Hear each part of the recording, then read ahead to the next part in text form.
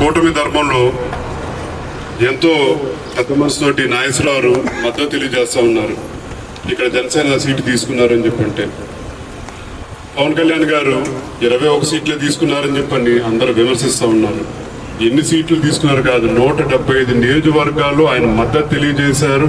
175 నియోజకవర్గాలు జన సైనికులు ఉన్నారని ఒక నమ్మకం, ఆయన ఇచ్చిన మాటకి కట్టుబడి ఉంటారని చెప్పని ఒక నమ్మకంతో ఆయన అనే సీట్లు తీసుకోవడం జరిగింది. అలాగే ప్రతి చాట జనసేన పోటీ చేసే ప్రతి చాట చంద్రబాబు నాయుడు గారికి ఆయన పిలిపించారు. తప్పకుండా తెలుగుదేశం పార్టీ వాళ్ళు జన సైనికులకి తోడుగా అండగా నిల్చోవాలి, కార్యకర్తలందరూ అండగా నిల్చోవాలని చెప్పని కూడా తెలియజేయడం జరిగింది. ఈ కూటమి విజయం ప్రజా విజయం కింద మనందరం భావిస్తూ ఈ 2 వారాలు ఇంకా ఎన్నికలుగా ఉంది.